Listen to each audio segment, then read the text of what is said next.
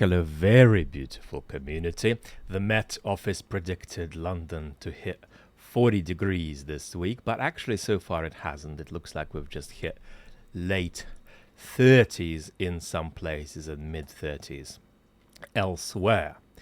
Now, I'm pretty sweaty, but I want to make 5 points about how we experience this sort of thing and how we experience the climate crisis to you. And because I'm not winning with my memory, I've written them down. So, the first really important thing to, I think, try to fathom is that something is going on that makes me look like a liar and a hypocrite because it looks like it's the opposite of what I've been saying for a long time, but it actually isn't. And that's that over the last few years, let's call it 5, there has developed a gap between public anxiety and alarm about the climate crisis and elites, not just political, but media elites, talking about it less for reasons of at least 2 kinds of political trends. One is the trend of entrepreneurial politicians who surf the waves of public opinion. And the other trend is this. Right? So you've got on the one hand authoritarian ex-conservative populists who deny the climate crisis to a good extent, but will not be denying it in 2040. That's a very important point to understand. We still assume that they'll continue denying it. But on the other hand, you've got centrist technocrats who are kind of like this about it. They got bold 5 to 10 years ago, but in the last 5 years, with their rhetoric, they've got less bold again because they're looking out, I'd better not say something that's going to elect Nigel Farage. I'd better not do this or that. Now, of course, in the long term, defensive politics is a recipe for electoral defeat. It makes you feel good on a piecemeal basis, but it don't make you feel good on a stretch of a decade of political time. But because of a couple of trends like that, we've had a decline in political elites and in media elites. Unfortunately, I spend so much time on this,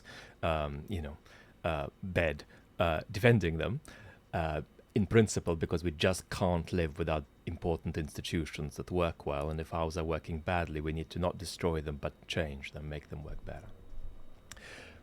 But I often go on about the media as something that is itself an important democratic institution, but the media has gone quieter on this tendentiously if you look at the big media institutions in my assessment. At the same time, actually, climate anxiety among ordinary Western citizens, with exceptions of very big demographics, has actually gone up. Moreover, this dichotomy has actually been somewhat replicated in people's personal lives. And what's happening is that a lot of people are more anxious about the climate crisis, but are actually talking about it less. And that's what brings us back to the point about me being a liar and a hypocrite. Because I've always said that while there is this huge issue of immigration, where immigration policy is lacking democratic consent at the moment, there is another issue where we lack democratic consent, and that is something like net zero or the Green New Deal. In other words, across vast parts of the West, there are large minorities or small majorities who don't want to vote for that policy-wise. And so there is a problem here that is one you can empathize that politicians face, namely, if I do this, it's going to be good for climate, but it ain't going to get me elected, and then what's the point of doing it? Now, that point that there is a bit of a crisis of civic consent around net zero policies is real. I've been making it, and it's right. We do have an issue. But at the same time, it's also true that there is a lot more climate concern and climate anxiety than is being mirrored by journalistic institutions and by politicians. It's kind of something that might reflect in the algorithm that mediates your conversation with me. Or in fact, it's stopped on this channel. It actually stopped mediating our conversation because this channel grew by 1,000 in the last year because we're literally the same group talking over and over. And that's why I'm committed to expanding the community by doing more on the main channel while keeping this community one that recurrently just returns to the same place and discusses the same questions. But we are algorithmically mediated nevertheless, and I think it looks something like this. For a lot of you, and maybe given how small a group we are, it's actually not fair. So let me say this. For a lot of you, if the you is not the you here, but the you of a main channel video that travels to hundreds of thousands on a good day, right?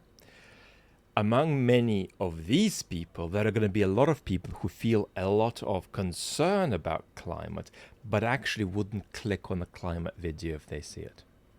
And so you actually have a demographic with a lot of climate concern, but you put a climate piece to them and they don't want it. They're going to click something on why Trump, is deranged or why Putin is evil, but they're not going to click on the climate, even though they're actually worried about the climate. And so it's strange, but these 2 points sit together. There is, on the one hand, this situation about there being less elite discourse about climate as climate anxiety grows. But there is also this situation that the climate anxiety is not translating into support for actual policies, for actual net zero policies, for instance. And this is reflected in people's inner worlds, right? There's a lot of concern combined with a kind of aversion of the gaze. So that's the first point I wanted to make, and it is the longest one, I promise, beautiful community. The second point I want to make is a kind of declaration about me having had enough. I'm just going to move this telephone away. This is the telephone where I get calls from the police for being mean and telling people off. So I'm just going to move it away so I don't get a call. So this is where I'm calling it a day on something. And what I'm calling a day on is the idea that we shouldn't link extreme weather with the climate crisis. Because you often get this line, indeed from non-climate denials, from a lot of moderate people, who say, well, yeah, but you can't ever really, most of the time, you can't really link extreme weather with the climate crisis in a scientific way. And here is why I'm calling a day on that kind of discourse. It's not because I have some kind of scientific objection to established scientific knowledge. I don't. It's because of this.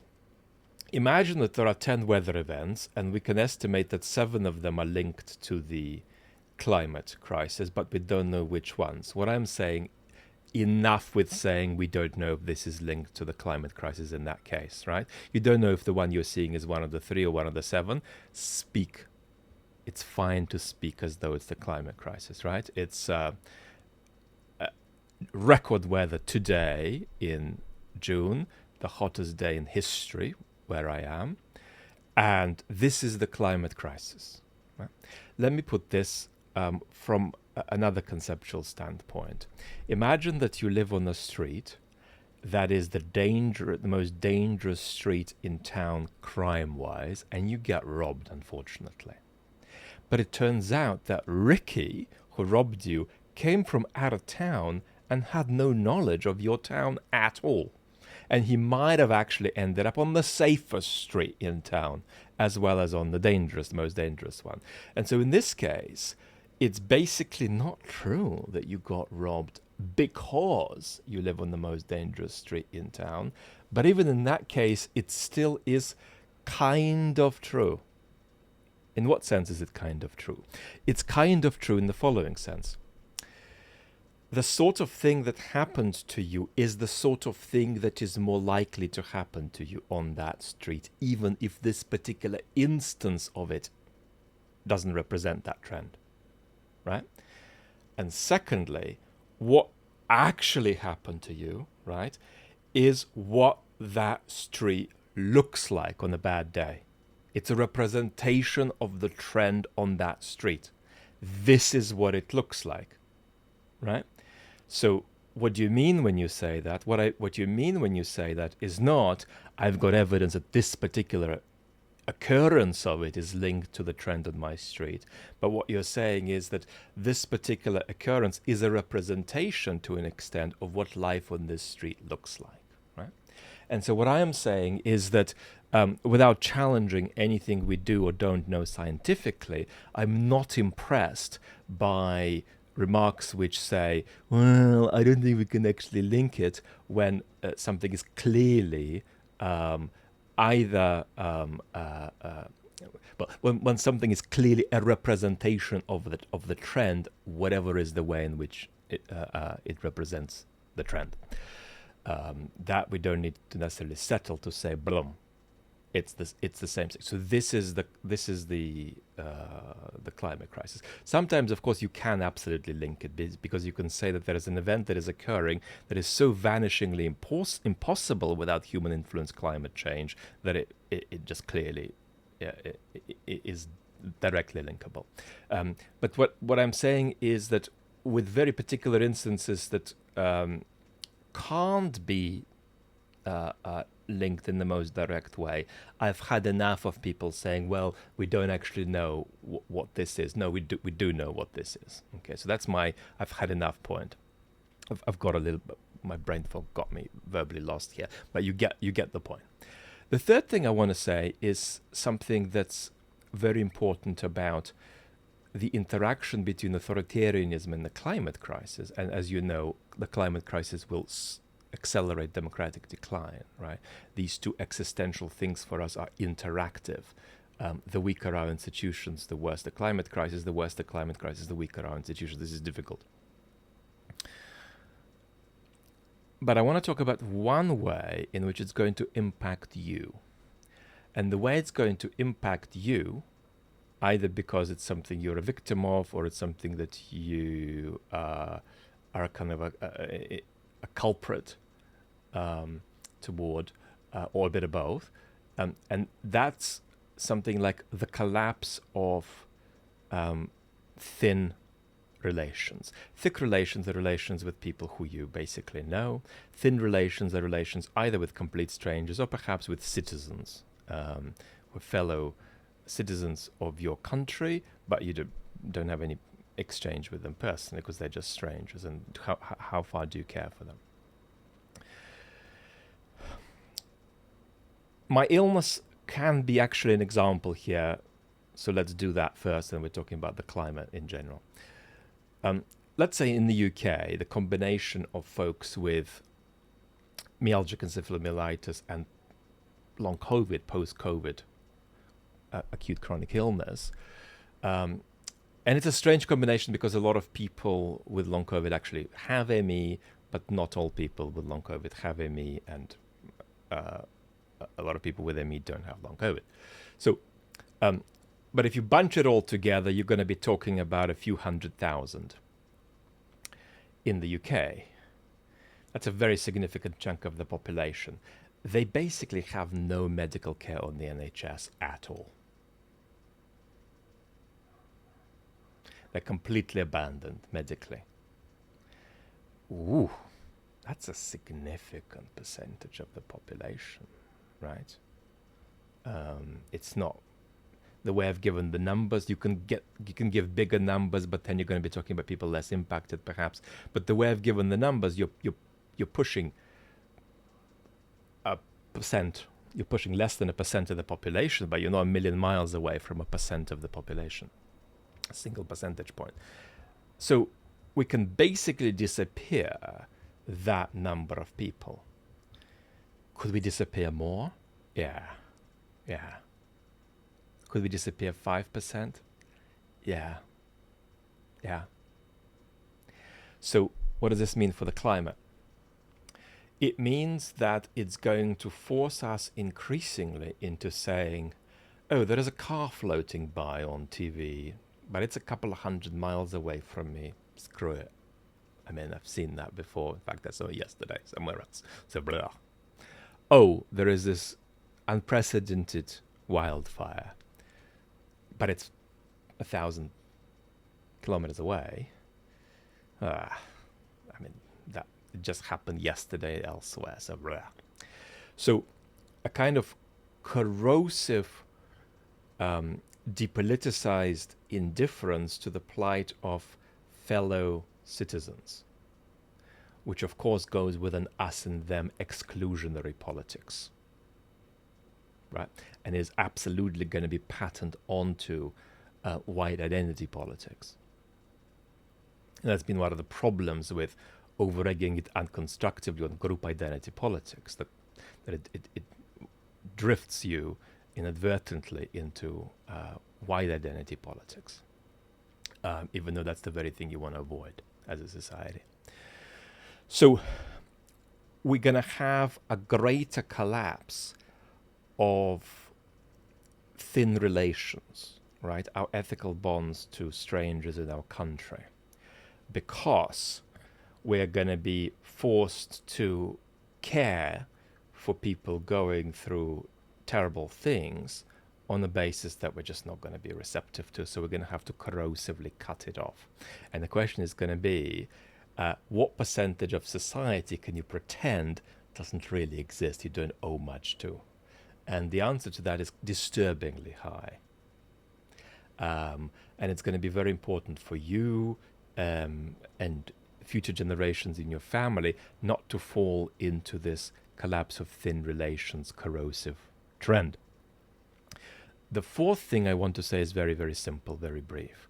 And that's about uncertainty. People are still underestimating the importance of uncertainty.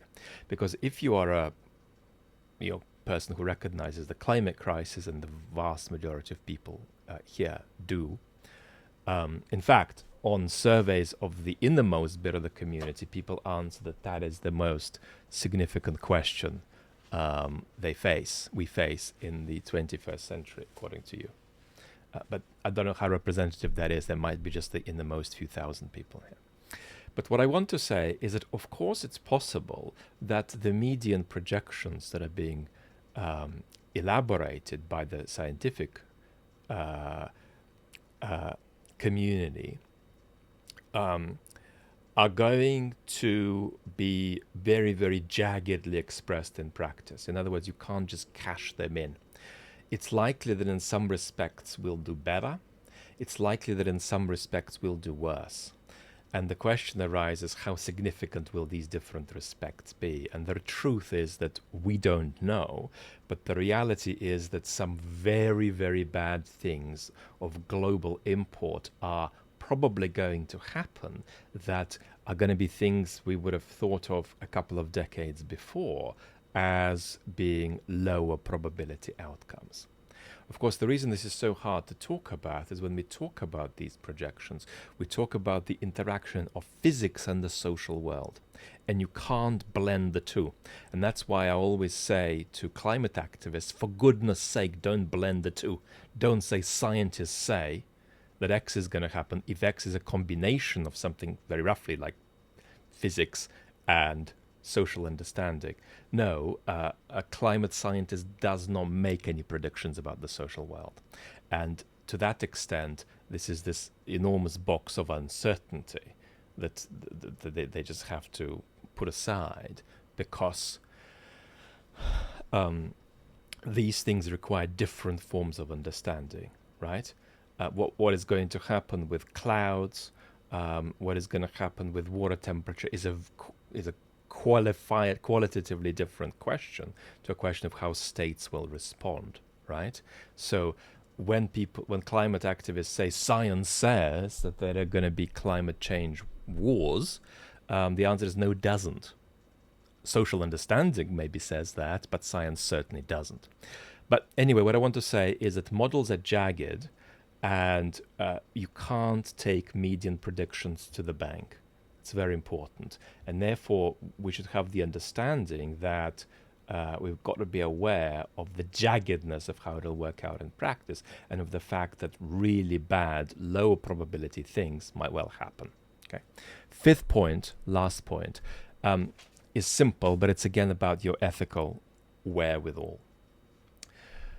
Now, of course, politics can completely disregard this point, and it largely will, but that doesn't mean that the ethical weight is completely off you, right? And that is that as Brits, as American, as Swedes, whatever,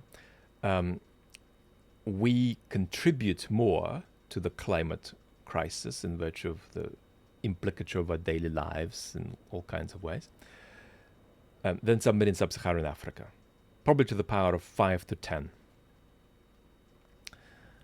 And that has some ethical significance. Moreover, people in sub-Saharan Africa are going to be more impacted by the climate crisis than we are. So we're generating a bigger percentage of a problem from which we will have a greater capacity to buy our way out of it. And so, therefore, it's not quite possible to think your way out of the fact that the climate crisis is intimately tied with a crisis of justice and inequality. It's inherently a justice and inequality issue. And that's a very, very central feature of the way this crisis is generated and of the way this crisis hits us. Well, thank you so much for tolerating me, beautiful community. By the way, I recently, for those of you who haven't caught it, co-wrote a paper with climate activist Rupert Reed on the fact that we need to broaden the climate movement, that people from very different political persuasions need to be welcomed into the climate movement. And in case you haven't caught that, I'll leave a link of it below, probably back to Putin, Trump tomorrow. Lots of love, beautiful community.